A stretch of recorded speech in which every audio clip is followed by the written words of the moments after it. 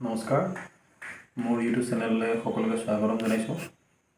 মানে এটা বিশেষ টপিকৰ ওপৰত মানে এক্সাম ৰিলেটেড আৰু যিখিনি নেকি SSC GD 2022 মানে এপ্লাই কৰিছে, এতিয়াতো আৰু এক্সামলৈ বেছি দিন নাই।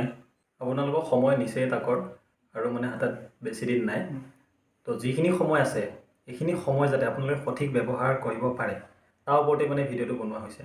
মানে এইখিনি সময়ত মই কেনেকৈ বহিছিলোঁ তাকে মই ক'বলৈ বিচাৰিছোঁ। মেইন হ'ল পঢ়িবৰ কাৰণেতো কিতাপ লাগিব। আজিকালি বহুতো ইউটিউব চেনেল আছে, কিন্তু ইউটিউব চেনেলৰ পৰা যথেষ্ট নহয়, কাৰণ ইউটিউবটো খুলিলে ধৰক ইটো সিটো বহুতো মানে ভিডিঅ' আহি যায়। সেইকাৰণে আপোনালোকক বেষ্ট মানে চবচে যে এখন কিতাপ আনি লওক, তাক এইকেইদিনত মানে পূৰা উৰাই ঘূৰাই যিমান পাৰে ৰিভাইজ কৰক। আৰু মইতো এখন কিতাপ পঢ়িছিলোঁ বিশেষকৈ, যিখন আৰিহান্ত বুক, এইখন ওপৰত ওলাই আছে চাব পাৰে। এইখন বুক মানে মই ধৰক প্ৰথমতে পঢ়িলোঁ, তাৰপিছত আকৌ পঢ়িলোঁ, ৰিভাইজ মাৰিছোঁ। মানে কমচে কম এই যিখিনি লাষ্টৰ সময় এক মাহ সময় মানে কমচে কম মই 5 বা 6 বাৰ ৰিভাইজ মাৰিছোঁ। তাৰপিছত এনেকুৱা হৈ গ'ল, বস্তুটো বহুত ইজি হৈ গ'ল। মানে SSC GDত এইবাৰ এপ্লাই কৰিছে, তেওঁলোকেতো জানেই যে 4টা পাৰ্ট আছে: ইংলিছ বা হিন্দী, ৰিজনিং, মেথছ আৰু GK। এতিয়া মেইন হ'ল ৰিজনিং আৰু হিন্দী। ক'ব গ'লে হিন্দী মানে কিয় কৈছোঁ, কাৰণ অসমৰ বেছিভাগে হিন্দীয়ে কয়, সেইকাৰণে মই হিন্দীখিনিকে মেইনলি লৈছোঁ।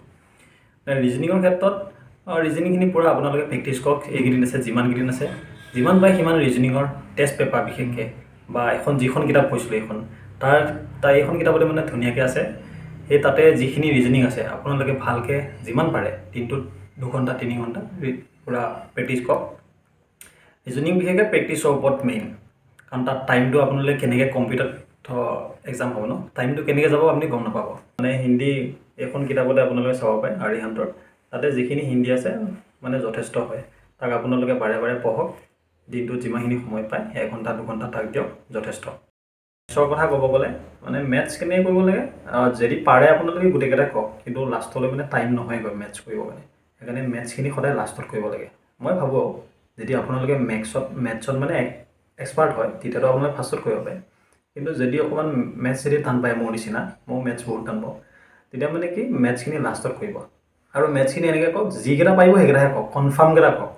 যদি কোনোবাটো টাইম বহুত লাগিছে তাক বাদ দিয়ক। জিকেত মানে কি আপোনালোকে বেছি ইমান পঢ়িব দৰকাৰ নাই, কাৰণ জিকে 20টা কুৱেশ্যন আহিব মাত্ৰ এইবাৰ, আৰু 20টা কুৱেশ্যন ক'ৰ পৰা আহে কোনো ঠিক নাই। সেইকাৰণে জিকেখিনি যথেষ্ট। অকণমান আপুনি ওপৰে চাই যাব, যিখিনি পঢ়া আছে আগতে বা যিখিনি আপোনালোকে জানে তাকে অলপ ওপৰে চাই যাব বছ। আৰু বিশেষকৈ জিকেত মানে কাৰেণ্ট এফেয়াৰ্ছটো অকণমান বেছিকৈ চাব। তো এইখিনিয়ে ক'ব লগা আছিলে, আৰু এইখিনি কথাক যদি আপোনালোকে ভালকৈ ফ'ল' কৰে। আৰু মানে এটা কথা লাষ্টত কৈ থওঁ যে আপোনালোকে সদায় টাৰ্গেট 50% কওক।